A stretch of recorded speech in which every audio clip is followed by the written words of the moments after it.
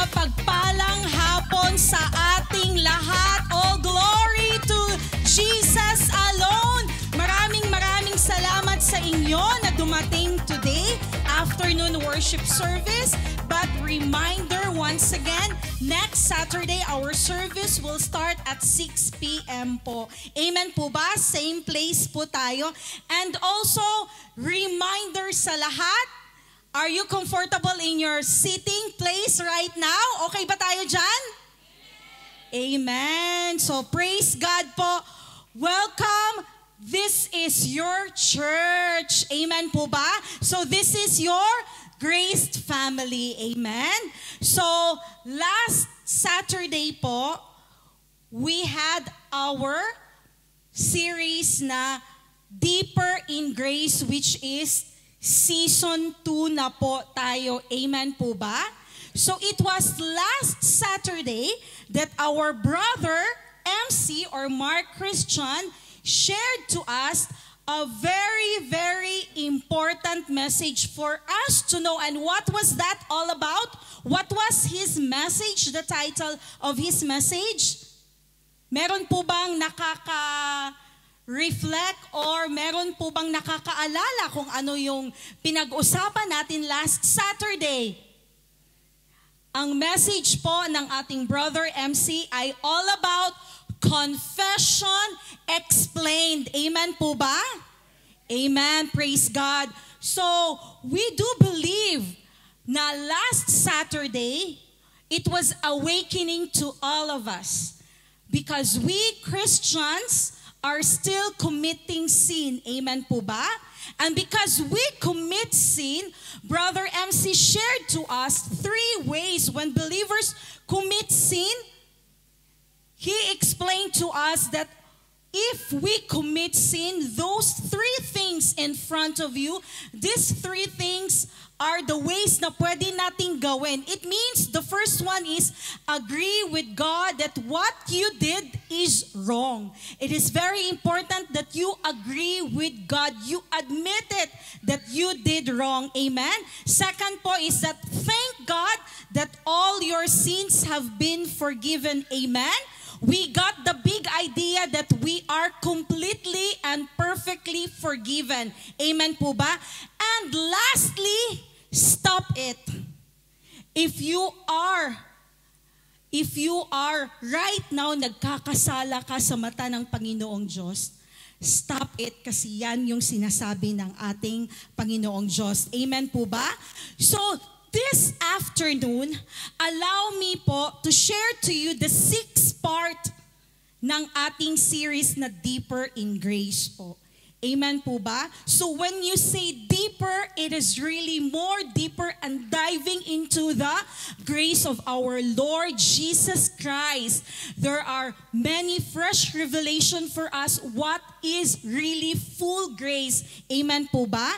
So the title of our message today is Grace or Disgrace. Amen? So, from this title po, we have a subtitle po na, Shall we continue in sin that grace may abound? Shall we continue in sin that grace may abound? Before you will answer this question, let us proceed po muna sa ating message. Ipapaliwanag ko sa inyo before natin sagutin tong question na to na, shall we continue in sin that grace may abound? Samahan niyo po ako sa short prayer. Let us bow down our heads. Father God, maraming salamat po sa hapon na to, O Lord, na kami ay magkakasama, O Lord God. Tinataas namin ang iyong pangalan, Jesus. Ikaw po ang mag-cover sa amin, Holy Spirit, sa aming gawain ngayon, and be our teacher today. Amen and amen. So, there are still many pastors po na who do not believe in the teaching about full grace. Karamihan po, binabatikos yung mga churches who believed in full grace. And even us, believers of full grace, may naririnig tayo sa mga kasamahan natin sa katrabaho, or even po mga kapamilya natin, those who do not believe in full grace, na full grace, grace is just only a license to sin. And sometimes po, other pastors actually, they are criticizing pastors to pastors, teachers to teachers, believers to believers. They are criticizing na grace, full grace, they're calling it as hyper grace. Can you say it once again? Hyper grace. Ito yung paano sila mangungutya, and this is the way how they criticize full grace teachers, full grace pastors, and full grace believers. But do you know, church, that the basic nature of grace is hyper? Sinong hyper dito hapon na hapon? Raise your hands. Sinong hyper dito? Nakaka-hyper ba ang tanghaling service? Amen. So, what is not so clear ay kung saang perspective ang grace ay naging hyper. Is it from the perspective of God? Is it hyper from God's perspective? Ang ibig sabihin, ang biyaya or grace na ibinigay ni God ay hyper. Can you say it once more? Hyper. Amen. Or ito ay hyper naman from a man's perspective. Ang ibig sabihin, ginawa ng taong hyper yung grace na ibinigay ng Diyos. So, tatalakayin natin kung ano talaga ang ibig sabihin ng hyper. Church, ang hyper po ay isang prefix na ang literal na meaning ay exceeding and excessive. For example, supermarket. Pag pumunta ka sa supermarket, mas malaki pa siya sa Minimart, di ba? Kasi supermarket siya, mas malaki pa siya sa Minimart. Makikita natin sa supermarket ang mga groceries na kailangan natin, mga basic needs natin. Pero pag sinasabing hypermarket, ang ibig sabihin, hindi lang groceries ang makikita mo, kung hindi makikita mo na din ang mga appliances, may food court, at whatever things na kailangan mo kahit hindi basic needs, even clothings, even household items, even furnitures. Yun po yung difference ng supermarket and hypermarket. Nakakita na ba kayong batang hyperactive? Yung talagang sobra yung energy niya? Or kayo ba'y nakakaranas ng hypertension? Nakakaranas ba kayo lately dahil sa stress ng trabaho? Yung dugo nyo ba'y tumataas ng dahil nga sa weather ngayon dito sa UAE? This word hyper is an adjective po. Kapag sinabi mong hyper grace, it means hyper, it means exceeding grace and excessive grace. Amen po ba? Lubhang biyaya. Amen? Pambihirang biyaya. Kayo ba'y nakakaranas ng pambihirang biyaya? Amen. Labis na biyaya. Sobrang biyaya. Lahat ng ito'y tungkol sa biyaya. Lahat ng ito'y adjective tungkol sa biyaya ng Panginoong Diyos. The Bible affirms the fact that the basic nature of grace is hyper. Look at the person beside you or look at the person at your back. Hyper grace. Pwede mo siyang bigyan ng hyper grace. Alam mo po, kapag ikay hyper grace, you are alive, alert, awake, enthusiastic. Walang grace sa Panginoong Diyos na you are so weak. You feel ashamed. You feel shy. You always feel embarrassed. But you are alive, alert, awake, enthusiastic, mag-worship at magpuri sa Panginoong Diyos. Amen po ba? So let's see how come the Bible affirms the fact that the basic nature of grace is hyper. Kasi minsan, merong iba yung ibig sabihin nila sa hyper grace. Kaya maniniwala lang tayo through sa salita ng Panginoong Diyos because the Bible, the Word of God, speaks the truth. Amen po ba? So dito po sa book of Romans, chapter 5, verse 20, moreover, the law entered that the offense might abound. But where sin abounded, grace abounded much more. Pakibasa po ulit ang naka-highlight na yellow.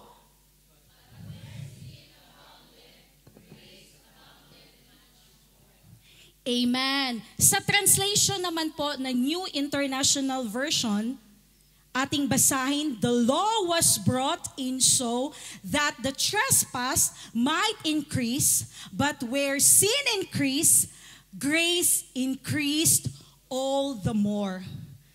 Kayo ba'y nag-iisip, ano kayang ibig sabihin nito? Where sin increased, grace increased all the more. Is it sin pa more? Grace pa more. Sige, grace pala kayo ha. So pwede nang mag-sin. Dahil may grace pa more naman na ibibigay ang Panginoong Diyos. Is this the way how you think in a man's perspective? Or are you thinking it in a God's perspective? We are thinking in God's perspective. Amen po ba?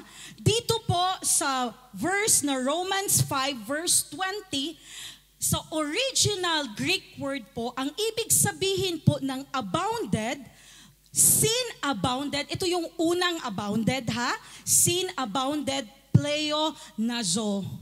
Nang ibig sabihin ay abounded or excess. While the second one, grace abounded, ang ibig sabihin ay, basahin natin sabay-sabay, kasi mahirap siya, huperpereseo, much more. Huperpereseo is a Greek word na ito po ay may dalawang salita na pinagsama po. Huperpereseo equals huper plus pereseo. At ang huper po sa English ay super or hyper po siya. At ang pereseo naman ay super abound or ang ibig sabihin pag pinagdugtong ang huper pereseo ay, basahin natin, super abound. Amen po ba? So ganyan po ang grace ng ating Panginoong Diyos. Where sin abounded, grace abounded. Super abounded. Amen po ba?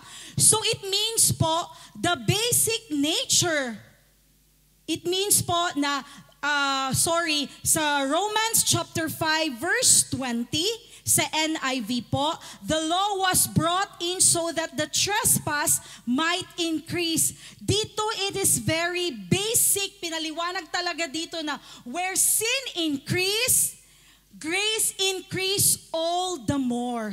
Amen po ba?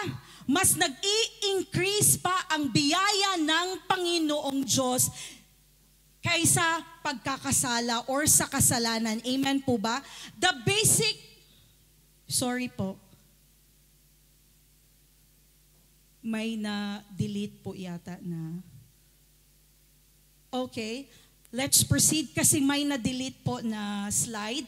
So, if the basic nature of grace is hyper, at ang ibig sabihin ng hyper ay super abound, it means it is God's super abounding favor in your life. Sobrang biyaya, labis na biyaya sa buhay natin nung tinanggap natin ang Panginoong Jesus. Amen po ba? Ang sabi po ni Apostle Pablo, where sin increased, grace increased all the more. Daig po ng biyaya ang kasalanan. Grace is greater than sin. Amen po ba? Never, ever na ang grace, hindi po madadaig ng kasalanan ang biyaya. Never ever, because grace is always greater than sin. Amen po ba? When sin increased, grace increased all the more. When sin abound, grace abounds even more. Ang maling interpretasyon sa mga hindi naniniwala sa tunay na full grace ay sinasabi nila na this verse daw ay stands for, let us sin more, that grace may increase all the more. Kayo ba'y naniniwala sa pahayag nila na ini-encourage tayo to sin more so that grace may abound more?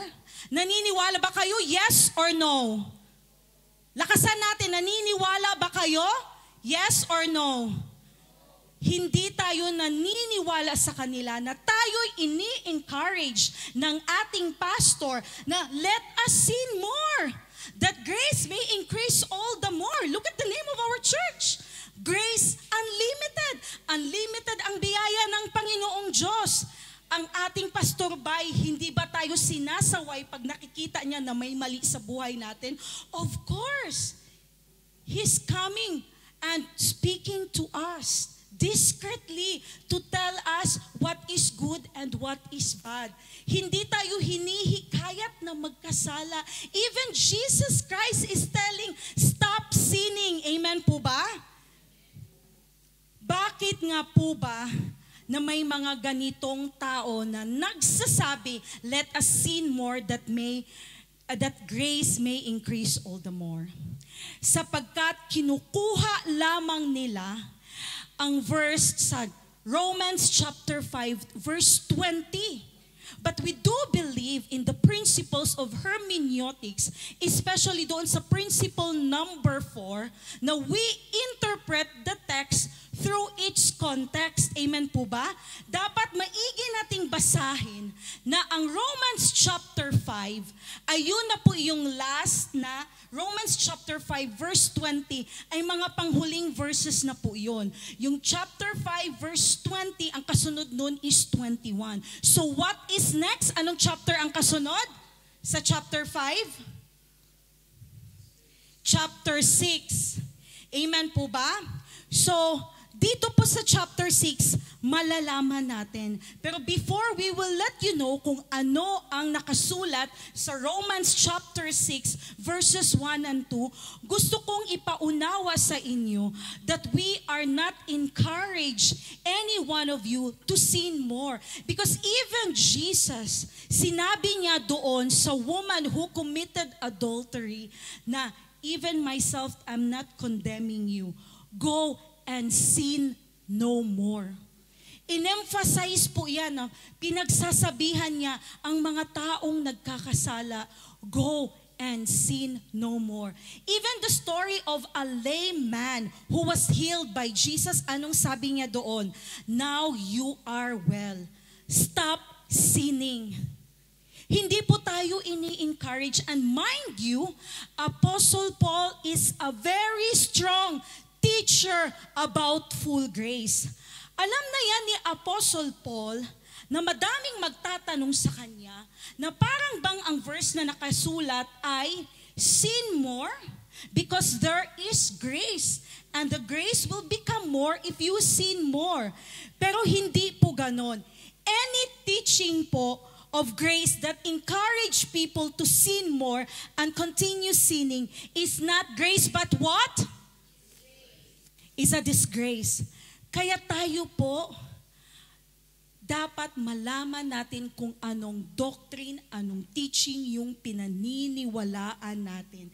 It is very much important na hindi lang tayo nakaupo sa chair kung tayo'y nagsisimba, but we should be aware what doctrine their pastor is preaching, their bishop is preaching, and we thank God for the life of Bishop Emmy Domingo and Pastor Jo for sharing the message of grace. Dahil madami po tayong natutunan and also sa mga booklets na isinulat po ni Bishop Emmy.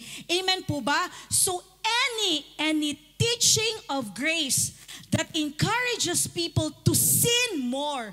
Kapag ikay nakakita na may nakalagay, sin more and continue sinning is not grace, but it is a disgrace. Amen? We do not encourage or hindi po tayo nangungunsinte or we are not consentidor doon sa mga tao na magkasala. Even here in our church, we don't encourage people, saktan mo siya, sinaktan ka, di ba? Chinismis ka, di ba? Sige, chismis mo siya.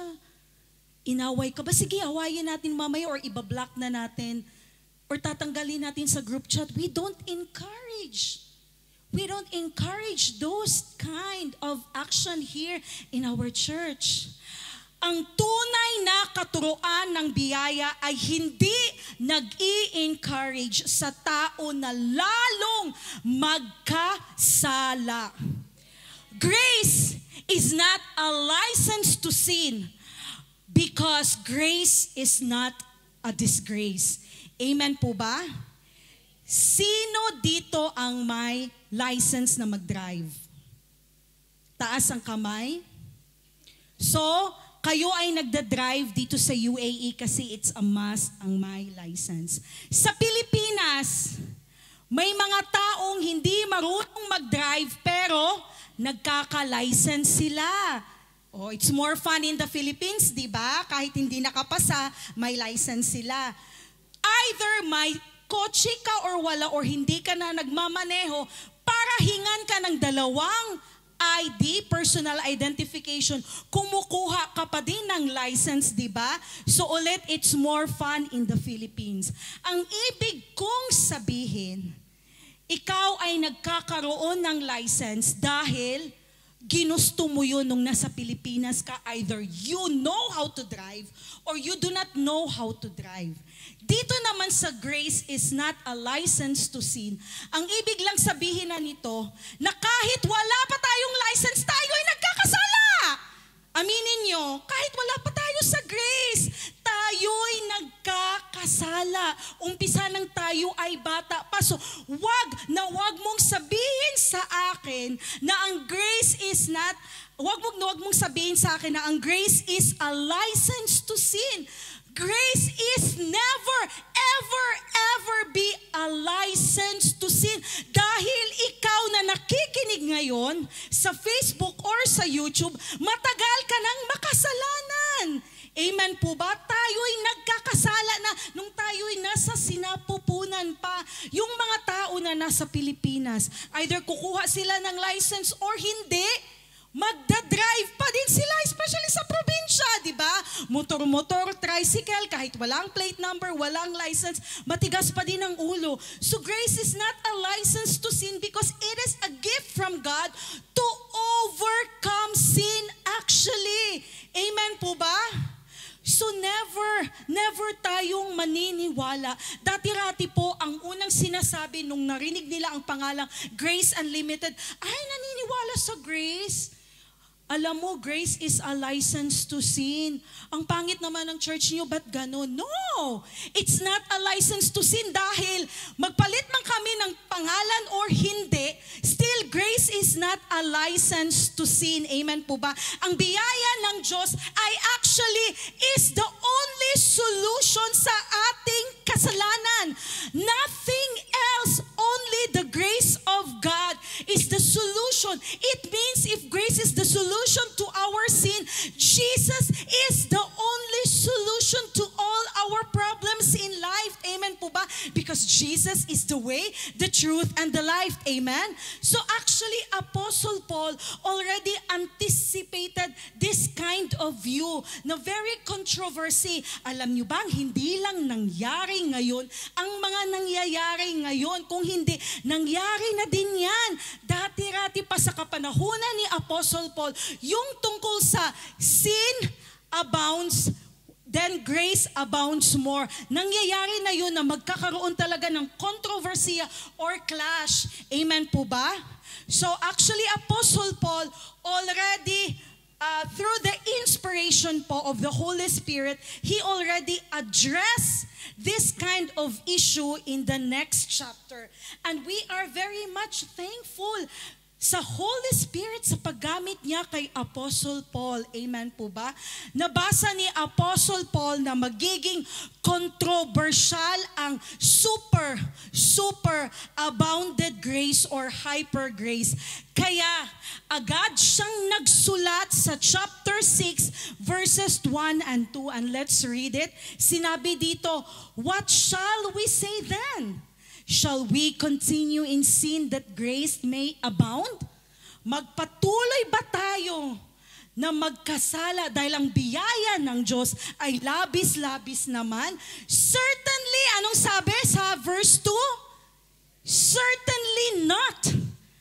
Yun yung sagot sa tanong natin kanina na ipinakita ko sa inyo. Shall we continue in sin that grace may abound? Certainly not.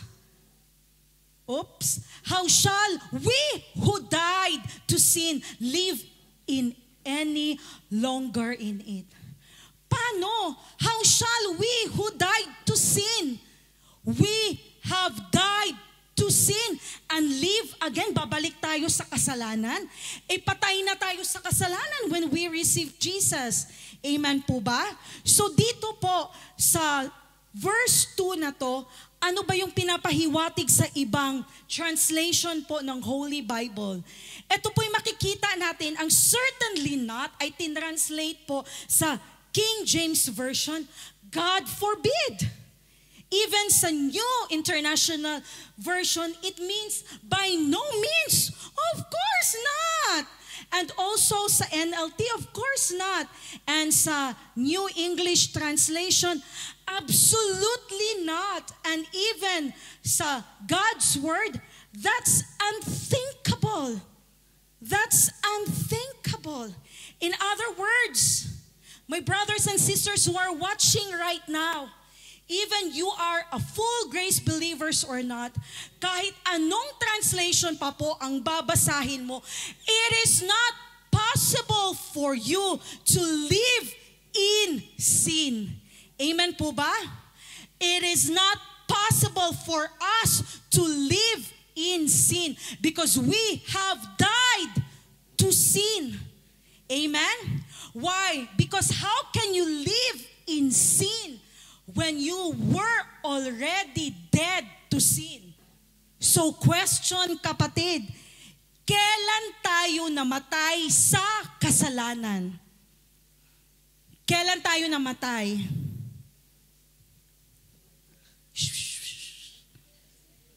Kailan tayo namatay sa kasalanan? When Christ died, you died, I died. You did not die alone, but Christ died for you. Hindi ka nag-iisa. When Christ was buried, you were buried with Him. You were buried with Him. And let's not stop there. When He was raised to life, tandaan natin, you were raised into the newness of life and you received Zoe life, eternal life, and abundant life. Palakpakan natin ang ginawa ng ating Jesucristo nung pinako siya sa cross. That is the finished work of our Lord Jesus Christ in the Mount Calvary. Kaya napaka-importanting maintindihan natin ang mensahe ng biyaya kung ano ang ginawa niya para sa atin. Amen po ba? Kaya bago na ang buhay mo ngayon, kapatid, you are a new you. You are a new person. You have your new identity. Amen po ba? Paano ka magkakaroon ng license to sin, wala ka ng ganang magkasala? Lalo na naunawaan mo na na-receive mo na ang Panginoong Jesus. May gana ka pa bang magkasala nung unang araw that was your most unforgettable day? When someone led here, Pastor Jeff, and asking you, who wants to receive the grace of our Lord Jesus Christ, the gift of salvation? And that very moment, Kung sino man yung pastor na nag-share sa inyo ng gift of salvation, praise God, that time, that was the most unforgettable day in your life, naunawaan mo ang kanyang mensahe. Amen? Tinanggap mo siya as your Lord and Savior. Wala na yung mga bagay na nakakapag-excite sa'yo. Hindi na ngayon yan. Wala na yung mga bagay na masarap sa'yo nung before mo tinanggap si Jesus sa buhay mo. Dahil lahat ng yun ay panis na. Lahat ng mga makamundo ay panis na. Amen po ba? Hindi na tumutulo ang laway mo kapag ang mga kaibigan mo ay may inaalok sa'yo. Pero pangit ang inaalok niya, makamundong bagay. You did a U-turn for that because alam mo sa sarili mo na you do not live to sin. Amen po ba? How can you say that grace is a license to sin? Church, let me remind you that madaming nagsusulat sa kung anong social media, especially sa Facebook, mababasa natin. Be very careful in following someone, in subscribing someone, because there are so many churches out there na hindi nila nauunawaan. They don't have the full understanding of what is full grace. Amen po ba? Yung mga taong hindi naniniwala sa grace ni God, dapat nating i-unfollow yun. Dapat natin silang i-unsubscribe. Tayo po ay nasa tamang pananampalataya sapagkat nung natanggap natin ang biyaya ng ating Panginoong Diyos, kayo mismo magtitestify na binago ng Diyos ang buhay nyo. You are not the same anymore. Amen po ba? That there is a transformation and a conversion sa buhay mo. Amen? Apostle Paul strongly argues that a true recipient of the grace of God cannot continue in sin or live in it any longer. Are you a true recipient of the grace of God? Ikaw ba'y totoong receiver ng biyaya ng Panginoong Diyos? So then, you cannot continue in sin or live in it any longer. But my brothers and sisters, mind you, may dalawang kasalanan. Yun yung you commit to things, yung mga pangit na bagay, wrong things, and you omit those things na dapat mong gawin. For example, I'll give you an example. Pag-church, tama or mali? Dahil tama ang church, kapag you ignore coming to church, ikay nagkakasala. Sinabi po yan ng Bible and you can read the book of James. Sinabi din doon na tayo'y magdasal. Di po ba? God commanded us to pray. God commanded us to give. Amen po ba? God commanded us to love.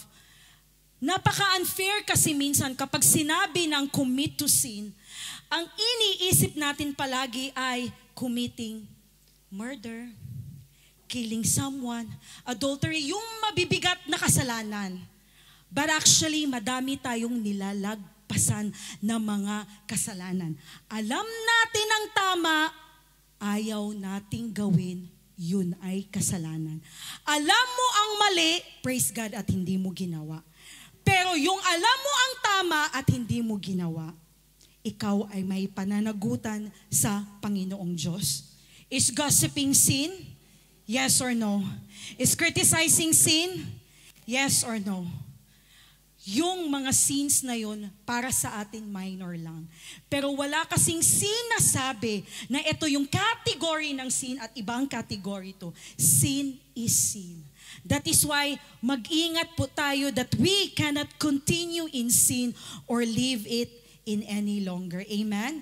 How shall we who died to sin live any longer in it?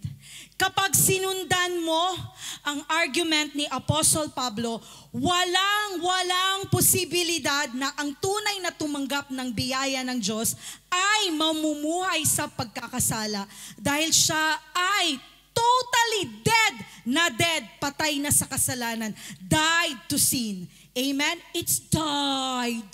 Sabi pa ni Bishop, it means it's a past tense. you are died to sin.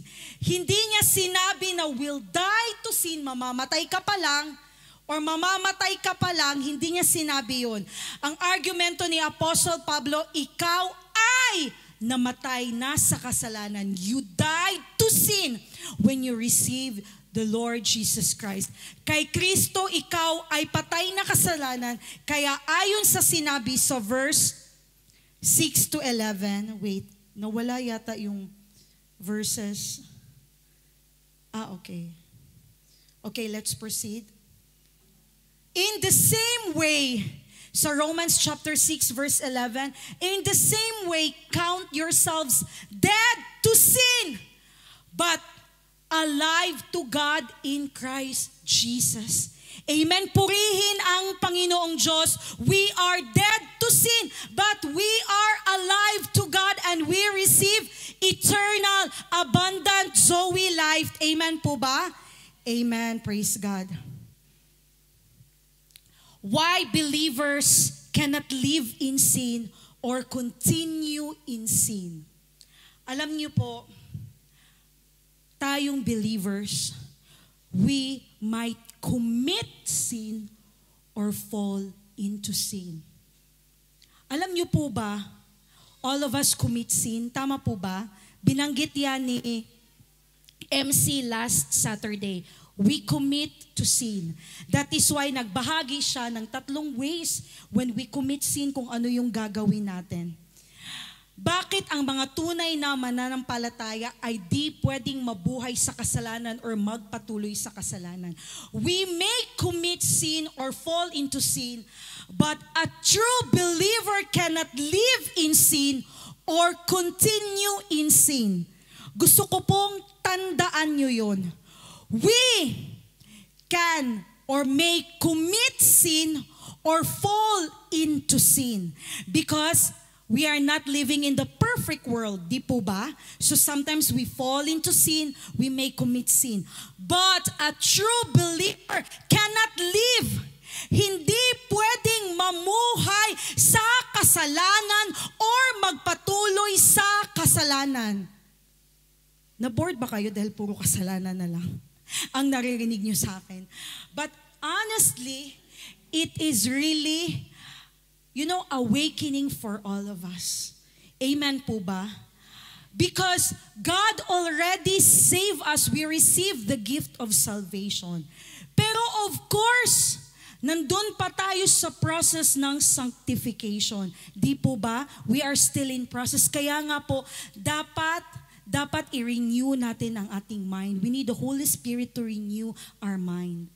Amen po ba? Hindi po 100% when you receive Jesus Christ as your Lord and Savior, you do not commit sin anymore or you cannot fall into sin because you are surrounded with sinners and yan yung ating nature. We were sinner, di po ba? So that is why iba po yung we may commit sin or fall into sin. Sa a true believer cannot live, cannot stay, cannot continue in sinning. Amen po ba? So there are 2 main reasons why believers cannot live in sin or continue in sin. So the first one is a true believer has a born-again spirit that does not sin and cannot sin.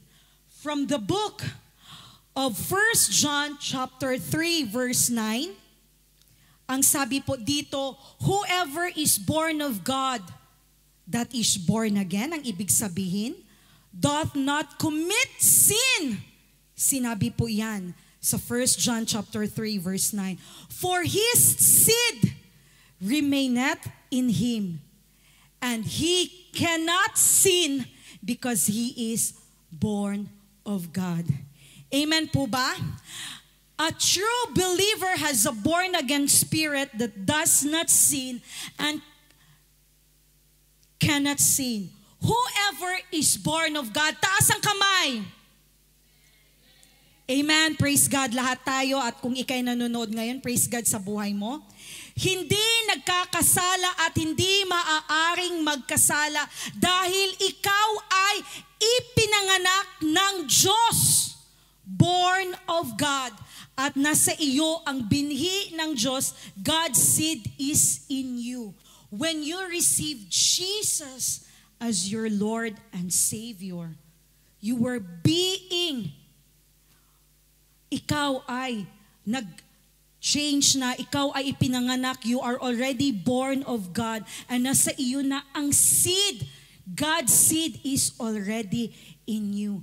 That is why there is something different that is happening in our lives. Pag tayo'y nanonood ng something sa social media or sa TV man, even sa Netflix, we choose which one we will watch. May mga ganun na tayo is because we are born of God at God's seed is already in us. Believers have already a new desire for the good and righteous things of God alone. Amen po ba? Whoever is born of God does not desire to live in sin. Amen po ba? When we are born of God, our heart change. Our mind change. Amen po ba? But we cannot change our body. We cannot yet change our soul totally 100%. But we have the Spirit of God that is in us. Nananahan ng Espiritu ng Panginoong Diyos sa atin. Amen po ba? Giving in to sin is no longer normal for the child of God. That is why, don't say, tao lang ako at nagkasala. Bakit? Sino ba hindi tao? Of course, tao tayo, but we know the Holy Spirit is convicting us kung ano yung tama at kung ano yung mali. And I'm praying you, if you are that person na nakikinig ngayon, we are not condemning anyone if you are in sin, maliit man or malaki. I'm telling you, do not live in it and do not ever continue. Sinabi ni MC last Saturday, stop right now! Thank you very much. Hindi sinabing stop tomorrow. Di po ba? Because nobody knows what tomorrow will happen. Stop right now. Dahil kung hindi ka mag-i-stop, ika'y hindi true believer ng full grace ng Panginoong Diyos. Because you cannot play in sin. You cannot play hide and seek sa kasalanan. Because whatever may happen, there will always be a risk sa kasalanan ng ginawa natin. Hindi siya sa mangyayari sa ibang tao or sa sarili mo. Kung hindi, una, either may mararamdaman ka na something, which is dahil sa pinili mo yan na magkasala ka, you will lost your marriage. You will lost your family. Your daughters, your sons will never respect you dahil nakikita nila you are a big disgrace. You said that you are a born-again believer of Jesus Christ. Dapat nating ipakita kung ano tayo. We are born of God. Amen po ba? And we have God's seed inside of us. A genuine Christian has God's seed and will not deliberately, knowingly, and habitually sin. Kapag tayo'y nataniman na, iba na yung mga naririnig natin. We only want to hear the Word of God. We only want to hear the message of grace. We only want to seek Jesus in our lives. Amen po ba? When we have the seed of God, we are always filled in the grace of God. We always feel in hunger and in thirst of Jesus alone. Busog tayo, binusog tayo ng Panginoong Diyos sa kanyang biyaya. Kaya kahit anuman ang makita mo, whatever it is, kung anumang makita mo near or far, para sa'yo busog ka na, hindi mo na kayang kainin. Pero pag ikaw ay gutom sa biyaya ng Panginoong Diyos, asahan mo sa totoong buhay, kahit panis or expired na pagkain, kakainin mo yan dahil ikaw ay gutom. Amen po ba?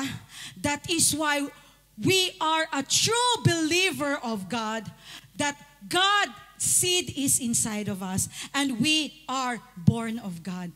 Amen po ba? So pangalawa, a true believer is what? A partaker of God's divine nature.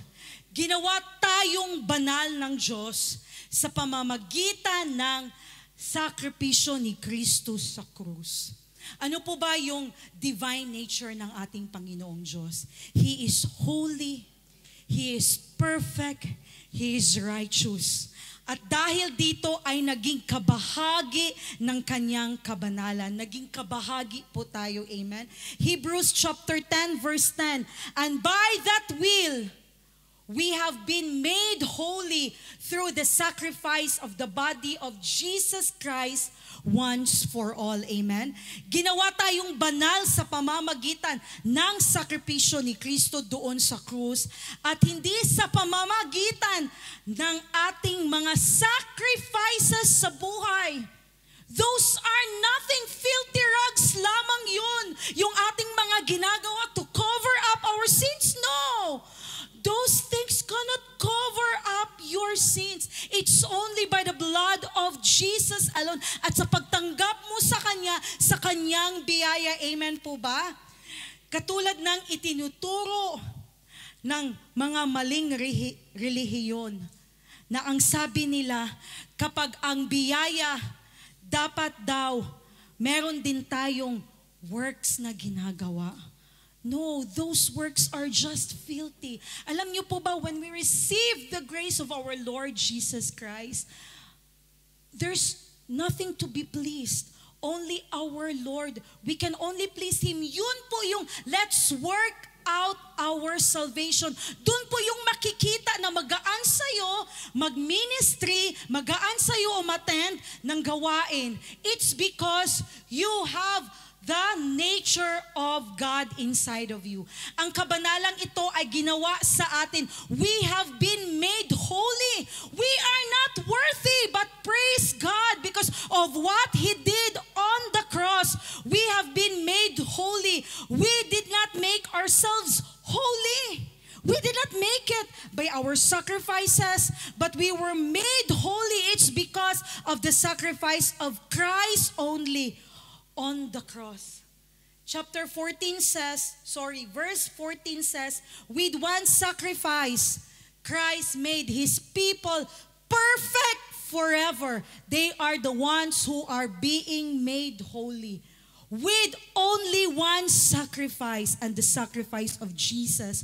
Compared doon sa sinasabi sa Old Testament na kapag ikay nagkakasala, palagi kang may ino-offer.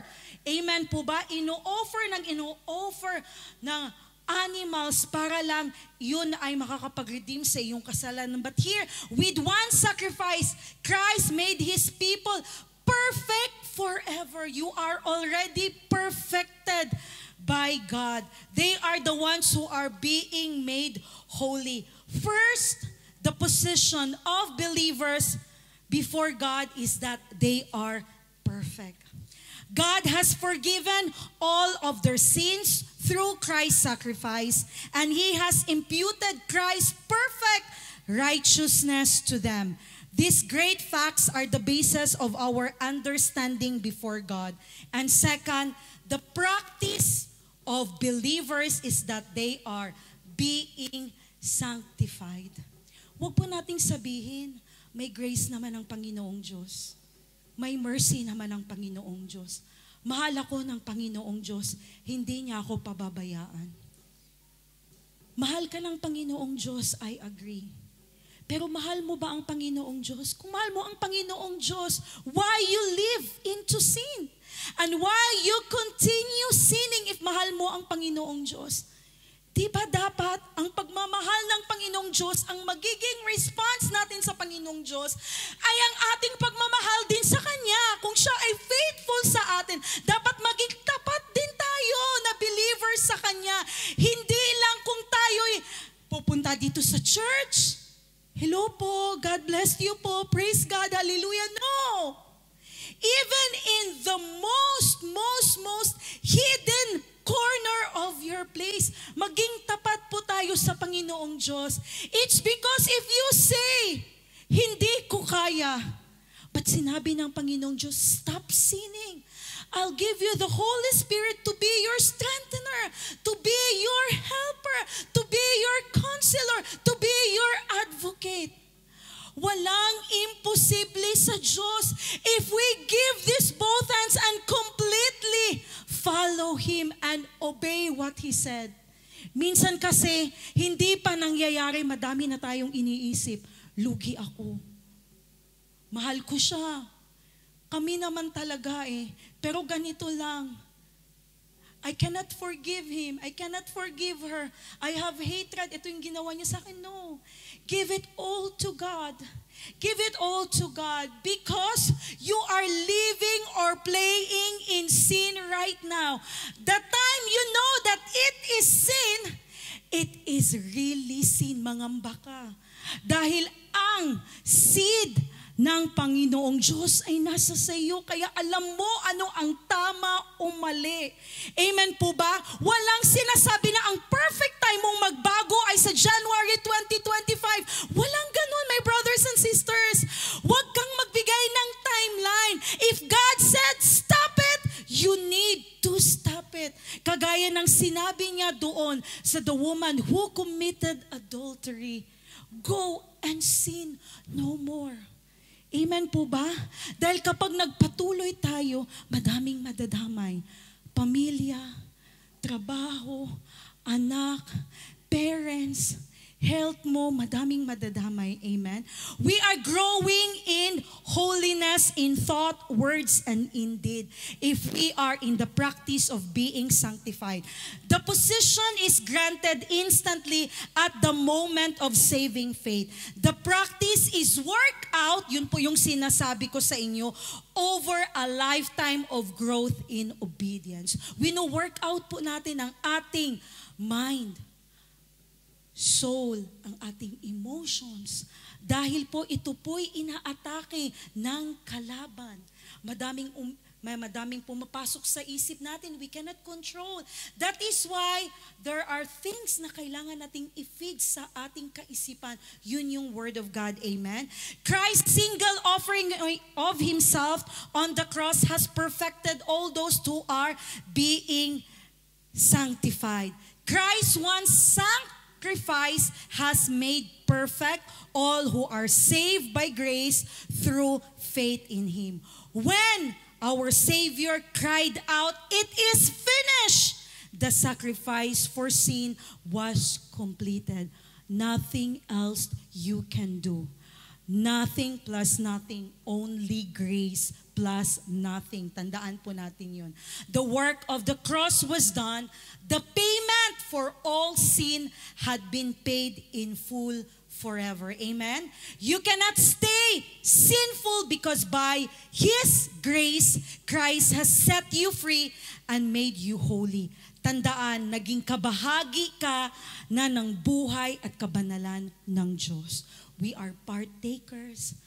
Nag-share na po tayo ng buhay ng ating Panginoong Diyos at ang kanyang kabanalan. Amen? You are a partaker of God's divine nature. So may ibibigay ako sa inyo na verse from the Bible verse from the book of Titus chapter 2 verse 11 to 12. Sinasabi dito, "For the grace of God has appeared that offers salvation to all people." Amen po ba? Amen po ba tayo dito sa verse 11? It is the grace of God. Anong unang sinabi? Teaches us to say no to ungodliness and worldly passions. Meron ba ditong ungodliness and worldly passions na hindi ka pa nakakapag-say no? Do it right now. Say no to those ungodliness and worldly passions. And to live self-controlled, upright, and godly lives in this present age. Ito po'y hindi ko kasulatan. Ito po'y kasulatan ng Holy Bible. Isinulat po ito, salita po ito ng Diyos na dapat nating i-obey. For the grace of God has appeared that offers salvation to all people. And it is only by the grace of God You need the grace of God to say no to ungodliness and worldly passions. Right now, you already have the grace of God that is in you. You already have the Spirit of God. The Holy Spirit is working in you, sanctifying you. Say no to ungodliness and live self-controlled, upright, and godly lives in this what? Is it future age? Present age. Kailan ang present age? Ngayon. Ngayon po ang present age. Hindi po siya future age. Binigyan na po tayo ng guidelines kung anong gagawin natin. Pansinin mong maigi kung anong ginagawa ng biyaya ng Diyos o grace of God sa buhay ng tao. Amen po ba? Pansinin natin. Dahil sa biyaya lamang ng Diyos, tayo nakakapag-say no to ungodliness. And tayo ay nakakapamuhay in self-controlled, upright, and godly lives in this present age. Kung wala ang biyaya ng Diyos, mahirap sa atin sundin kung anong dapat gawin. Yun yung law na sinusunod natin, pero hindi natin masunod-sunod lahat. But the grace of God, here it is. It's just so easy. The Holy Spirit is our helper. Amen po ba?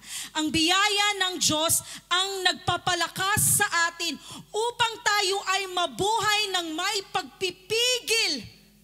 Napipigilan natin yung mga bagay na palagi nating inaasam-asam. Mga worldly things, may kabanalan at matuwid na pamumuhay sa mundong ito. Kontra ito sa mali at mapaghusgang paratang na ang biyaya di umano'y nagiging dahilan upang mamuhay na alipin ng kamunduhan, kahalayan at kasalanan. My brothers and sisters, mayroong teaching ang Bible patungkol sa genuine full grace. Kaya minsan pinifake to ng kaaway or ng jablo. They advertise wrong message about full grace and discredit the teaching of full grace and pinaparatangan ang mga pastors, teachers, even bishop ng full grace. They are sending the wrong message. Sinasabi nila dahil daw tayo ay nasa grace, kahit magkasala ka, nang magkasala okay lang. Kasi naman daw, nasa biyaya na naman tayo. Ang totoo niyan, wala pa akong ever narinig na preacher of grace, genuine, full grace pastor na nagsasabi na ganyan sa kanyang church. May narinig na ba kayo na nagsabi na, okay, sin pa more because God's grace is unlimited? May narinig ba kayo? That is very wrong. Yun po yung gawa ng mga kontra sa katuruan ng full grace. Hindi totoo na dahil tayo ay nasa biyaya, ito'y dahilan upang mamuhay tayo sa pagkakasala. Grace is not an excuse to live in sin, but rather what? It is the power to live above sin. My brothers and sisters, any teaching of grace that encourages people to sin more and continue sinning is not grace, but a disgrace. Amen? The book of Romans chapter 6, verse 14, it says, sin is no longer your master. We are true believers. Sin is no longer your master, for you no longer live under the requirements of the law, which is the human works. Instead, what? You live under the freedom of God's grace, and that is what? Christ's finished work. Church, where sin abounds, God's grace abounds much more. Simply because grace is greater than sin. Question: shall we continue in sin that grace may abound? Shall we continue in sin that grace may abound? Come on, church, sagutin niyo po ako. Huwag niyo po akong ipahiya. Shall we continue in sin that grace may abound? Certainly not.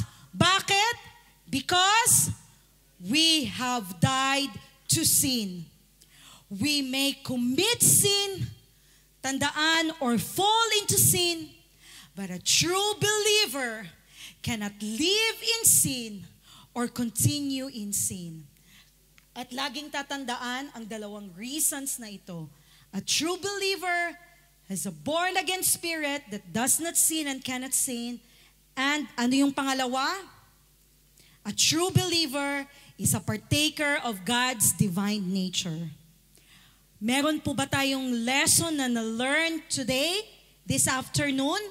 Shall we continue to sin? Certainly not. Amen po. So the big idea for today's afternoon is, in Christ, sabay-sabay, by the grace of God, I can stop sinning. Ulitin po natin, sabihin ito, in Christ, by the grace of God, I can stop sinning. So open your mouth please with full conviction po, sabay-sabay. In Christ, by the grace of God, I can stop sinning. Amen. All glory to God. Let us all stand up. Palakpakan po natin ang biyaya ng ating Panginoong Diyos. Amen. Praise God.